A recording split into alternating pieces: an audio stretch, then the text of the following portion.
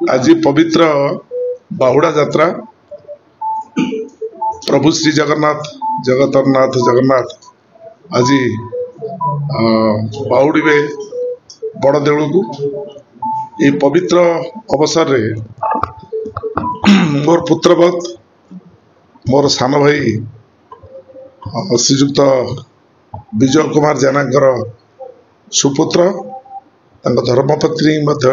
अच्छा विजय सुपुत्र विश्वजीत तार नुआ कंस्ट्रक्शन आरंभ करछि कंपनी आरंभ करछि विजय कुमार कंस्ट्रक्शन मु बहुत गर्वित प्रभु श्री जगन्नाथ निकट रे मु प्रार्थना करुछि से जो विश्वास जो आशा नहीं कि जन उच्च शिक्षित युवक चाकरी नकरी चाकरी ऊपर निर्भर नकरी से आज जो कार्य को हाथ को नहीं मु विश्वनेता भगवान के निकट प्रार्थना करुछि तार निश्चित भाव में उत्तरोत्तर उन्नति हम से बहुत भल करिवो एवं तार कारण होछि तार जो बापा माँ उच्च शिक्षित दुई जन सारा जड़े पूर्वतन प्रधान शिक्षक एवं जड़े प्रधान शिक्षयित्री भाव में कार्य कर उभयर प्रेरणा जे पुओ को निज गोड़े छिड़ा हाँपाई जहाँ शक्ति सामर्थ्य आवश्यकता अच्छे आम दबू से किंतु आत्मनिर्भरशील हो समाज रे बापा माँ जो प्रतिष्ठा लाभ कर आहरी अधिक प्रतिष्ठा लाभ करी सी प्रमाणित करिवो जे केउझर जिले में जो युवक माने जन्म नौकरी से माने शिक्षागत योग्यता हासिल करा परे से मध्य सबु क्षेत्र में आगू जाई पारंती आम अंचल आम जिलार बोधे से भुवनेश्वर आसिकी प्रथम बीके कंस्ट्रक्शन आरंभ करिछि बीके कंस्ट्रक्शन निश्चित भाव में आगू को जीव मु गुणुची मुसा भली मोर जहाँ शक्ति मु पछे रही कारण सी मोर निज पुओ भली मुझे पछे रही समस्त आशीर्वाद अच्छी गाँ एवं आम अंचल एवं सर्वोपरि आम जिला आम समस्ते चाहूँ से भली उच्च शिक्षित युवक माने आत्मनिर्भरशील हूँ सरकार जहाँ अवस्था से सरकार पाखे चाकरी हाथ पथंदे धन्यवाद। नमस्कार जय जगन्नाथ मु विश्वजीत जेना आज गोटे जगन्नाथ एत पवित्र दिन बाहुड़ा दिवस रे आमर ओडियार कथा अछि कि बाहुड़ा रे जहाँ भी गले शुभ तो से ये गोटे भगवान को आशीर्वाद रे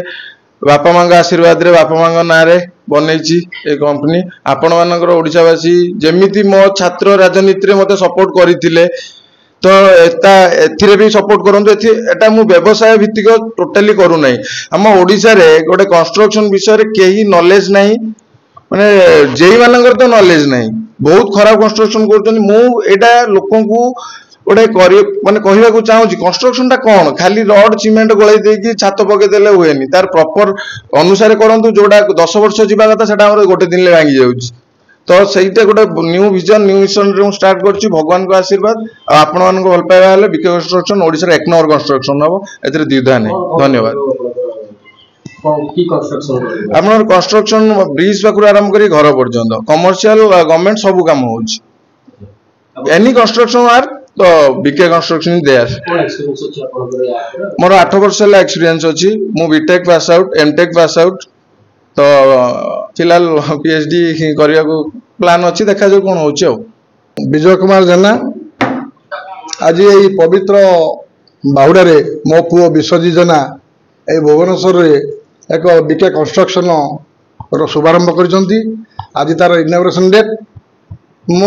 ठाकुर निकट प्रार्थना करुँची ए बीके कंस्ट्रक्शन ओडिशा राज्य भली एक नंबर पोजिशन को जाऊ से निज इच्छा रे एक कंस्ट्रक्शन आरंभ करिछि आमे समस्ते प्रार्थना करिबा भगवान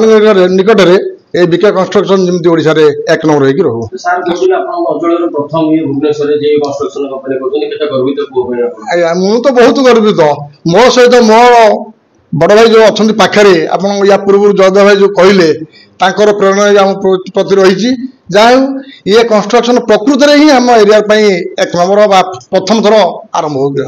ଘରରେ ସାଧାରଣତଃ ଦେଖାଯାଏ ଯେ ଚାକିରି ପାଇଁ ବେଶୀ ଇଣ୍ଟରେଷ୍ଟ ନିଅନ୍ତି। ବେପାର କରିବା ପାଇଁ ପୁଅ ବାହାରିଲେ ଆପଣ ଡର ମାଡ଼ିଲେନି? ନାଇଁ, ଯେତେବେଳେ ପୁଅ ଚାହିଁଥିଲା ମୁଁ ବି ଚାହିଁଥିଲି,